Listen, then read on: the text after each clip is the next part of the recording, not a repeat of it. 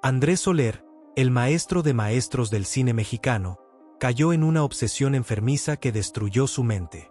A sus 60 años, persiguió a una jovencita de 20 con una propuesta que heló la sangre de todos en los estudios Churubusco: debes darme un hijo. Es mi destino. Se cuenta que los gritos de una confrontación con los padres de Fanny Cano se escucharon por toda la colonia. Y hay quien asegura que antes de morir, Andrés deliraba: el hijo que no tuve me perseguirá hasta la tumba. Era 1963. Andrés Soler, a sus 60 años, era una leyenda viviente del cine mexicano. Su voz imponente y su disciplina inquebrantable lo habían convertido en una figura de respeto absoluto. Pero detrás de esa fachada de gloria, Andrés ocultaba un tormento que lo consumía. Nunca había tenido un hijo que llevara su sangre, un heredero de su apellido. Pero la verdad era aún peor de lo que nadie imaginaba. Ese año, una jovencita llamada Fanny Cano comenzaba a brillar en el cine mexicano. Con apenas 20 y tantos años, su belleza y talento natural la convirtieron en la nueva consentida de productores y directores. Era fresca, radiante, llena de vida. Y fue precisamente esa juventud lo que encendió algo oscuro dentro de Andrés Soler. Los rumores empezaron a circular entre pasillos y camerinos. El viejo maestro había tomado a Fanny como su protegida. La invitaba a ensayar en su casa, le ofrecía consejos personales, le abría puertas en producciones importantes. Al principio, todos pensaron que era una relación paternal, casi artística. Pero quienes estuvieron cerca notaron algo perturbador: la manera en que Andrés la observaba, la forma en que su voz se quebraba al pronunciar su nombre, la tensión cuando ella intentaba alejarse. Se cuenta que un técnico de sonido de los estudios Churubusco comentaba en privado: Andrés se quedaba mirándola fijamente durante minutos, como hipnotizado. Cuando ella salía del set, él suspiraba profundo y se quedaba en silencio. Todos sentíamos que algo no estaba bien. Lo que Andrés le propuso una tarde en los estudios cambiaría todo para siempre. Fanny comenzó a sentirse incómoda. Aquella admiración inicial se transformó en miedo. A pesar de los halagos, las flores y las promesas, ella intuía que algo en la mente del veterano actor había cambiado. Andrés no la veía como una musa o una alumna. La veía como una redentora. Alguien que podría darle lo que la vida le había negado: un hijo. A lo largo de ese año, el maestro Soler se volvió cada vez más insistente. Según los rumores de la época, le escribía cartas con frases que combinaban afecto con desesperación enfermiza. Un hijo nuestro sería la unión del talento y la belleza, supuestamente le dijo en una ocasión. Se rumoraba que en otra carta escribió: mi sangre es arte puro, Fanny. No puede desaparecer. Tú eres la elegida para preservarlo. Es tu destino tanto como el mío. Jamás te dejaré desamparada. Me encargaré de tu carrera, de tu futuro, de tu fama. Pero necesito una prueba de amor.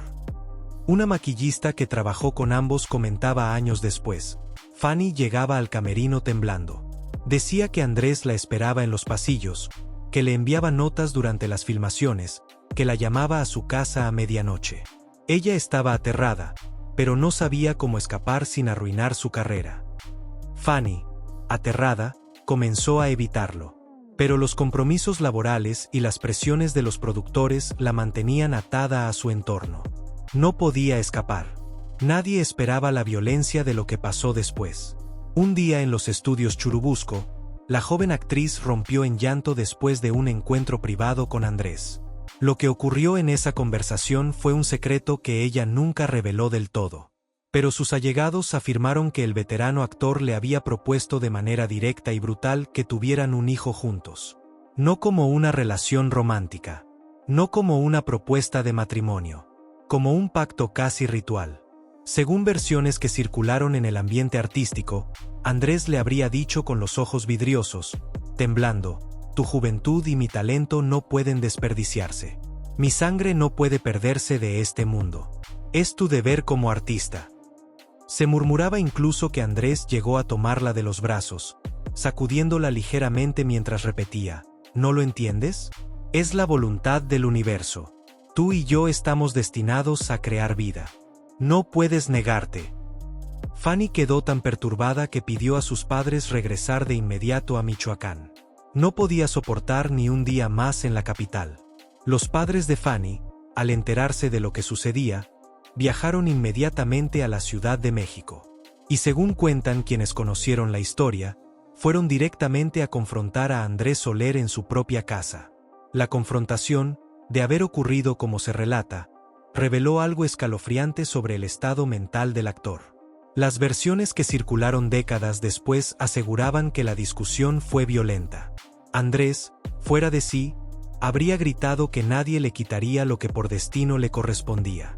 Habría afirmado que la joven debía cumplir la voluntad del arte, como si su deseo estuviera respaldado por alguna misión divina. «Es mi derecho.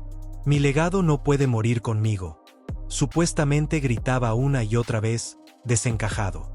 Se dice que el padre de Fanny lo enfrentó: «Usted está enfermo. Mi hija no es su propiedad». Y que Andrés respondió con una furia que nadie le había visto jamás: «Ella me debe esto. El arte me lo debe. No pueden arrebatármelo». Según los relatos más dramáticos, en un momento de la confrontación Andrés incluso amenazó: «Si me la quitan, me encargaré de que nunca trabaje en este medio. Tengo el poder para destruir su carrera antes de que empiece. Díganle que regrese. Díganle que cumpla con su deber». La historia cuenta que aquella escena fue tan intensa que los vecinos del actor escucharon gritos y pensaron que se trataba de una riña doméstica. Algunos incluso consideraron llamar a la policía, pero el nombre de Andrés Soler imponía demasiado respeto o demasiado miedo. Hay quien asegura que la madre de Fanny, con lágrimas en los ojos, le dijo: «Don Andrés, usted fue un gran hombre. Pero lo que está pidiendo es una locura. Mi hija es casi una niña. Tenga dignidad». Y que esas palabras lo rompieron. Andrés habría caído de rodillas, sollozando: «No lo entienden, no lo entienden. Es mi última oportunidad. Mi sangre se va a perder para siempre». Días después, la prensa comenzó a hablar de la repentina salida de Fanny Cano de varios proyectos importantes en los que ya estaba confirmada. Nadie entendía el motivo. Las versiones se multiplicaron: que estaba enferma, que había tenido un romance prohibido, que había sido amenazada. Pero el verdadero horror apenas comenzaba. Todo se manejó en un silencio sepulcral. Nadie en el medio artístico se atrevía a enfrentarse a Andrés Soler. Su nombre, su trayectoria, su poder en la industria lo protegían. Era intocable. Se rumoraba que los productores que conocían la verdad decidieron cerrar filas. «No podemos destruir la imagen del maestro Soler», supuestamente decían en reuniones privadas. «Es un patrimonio nacional. Esto debe quedar entre nosotros». Incluso se habló de amenazas sutiles a quienes intentaron investigar. Un periodista que supuestamente indagó el caso habría recibido una llamada anónima: «Si publicas algo sobre don Andrés, nunca más tendrás acceso a los estudios. Olvídalo». Fanny desapareció de la escena pública por meses. Se refugió en Michoacán, intentando sanar de una experiencia que la había marcado profundamente. Años después, cuando su carrera resurgió, siempre que se mencionaba el nombre de Andrés Soler, una sombra cruzaba su rostro. Nunca habló públicamente del tema, ni siquiera cuando el actor murió. Por su parte, Andrés Soler cayó en un profundo deterioro emocional. Aquel rechazo lo desmoronó. Sus allegados decían que ya no era el mismo, que sus ojos habían perdido la chispa del artista, que su carácter se tornó errático, agresivo e impredecible. En varias ocasiones fue visto deambulando por los pasillos de los estudios Churubusco, balbuceando frases incomprensibles sobre una deuda que no se había cumplido y un legado que no debía morir. Algunos técnicos lo encontraron llorando en camerinos vacíos, murmurando el nombre de Fanny una y otra vez.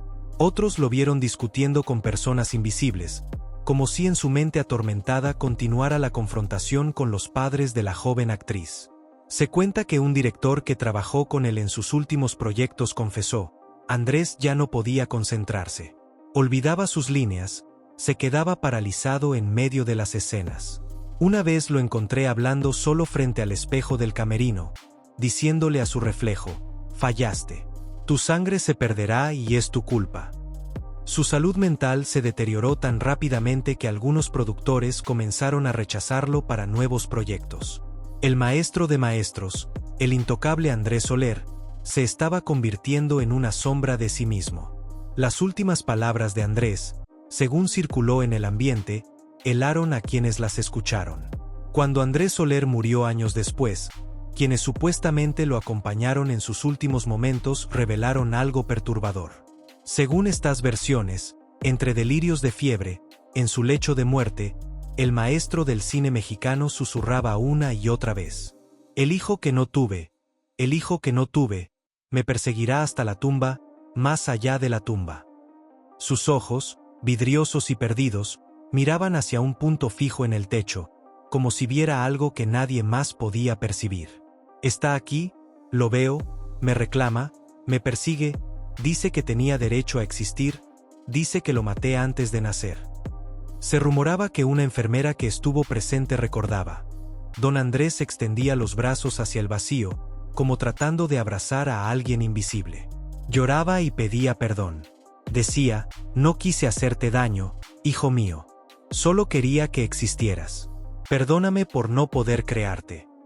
Esas habrían sido sus últimas palabras coherentes antes de caer en un silencio definitivo. Con el paso del tiempo, Fanny Cano logró convertirse en una de las figuras más queridas de la televisión mexicana, símbolo de elegancia y carisma. Construyó una carrera sólida, se ganó el cariño del público y formó su propia familia. Pero ese capítulo oscuro con Andrés Soler quedó enterrado en el pasado, como tantos otros secretos del cine mexicano que nunca vieron la luz pública. Los pocos que conocieron la verdad guardaron silencio por décadas, protegiendo la memoria del maestro de maestros y respetando el dolor de Fanny. Hoy, más de medio siglo después, esta historia emerge entre rumores, testimonios fragmentados y versiones que circularon durante años en el ambiente artístico.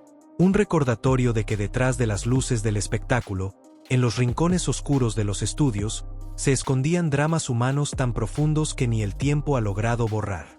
¿Cuánto hay de verdad y cuánto de leyenda? Difícil saberlo. Pero lo cierto es que la obsesión de Andrés Soler por tener un heredero lo consumió hasta convertirlo en alguien irreconocible. Su legado artístico permanece intacto en las películas que inmortalizaron su talento. Pero su legado humano quedó manchado por una obsesión que, al menos según se cuenta, cruzó todos los límites. Fanny Cano nunca tuvo que dar explicaciones públicas. Nunca tuvo que revivir ese trauma frente a las cámaras. Y eso, quizás, fue lo único bueno que salió de aquel pacto de silencio que el medio artístico mantuvo durante tantos años. Porque algunas historias son tan dolorosas que merecen quedarse en las sombras, hasta que el tiempo considere que es momento de conocer la verdad. O al menos, las versiones que de ella quedaron. La pregunta que queda flotando en el aire es inevitable. ¿Cuántas otras historias como esta, reales o exageradas por el paso del tiempo, siguen enterradas en los archivos del cine de oro mexicano? ¿Cuántos otros secretos esperan ser revelados? La historia de Andrés Soler y Fanny Cano, tal como se ha contado a través de los años, nos enseña que la genialidad artística no siempre va de la mano con la grandeza humana. Y que detrás de las sonrisas perfectas de las fotografías antiguas, a veces se escondían pesadillas que marcaron vidas enteras.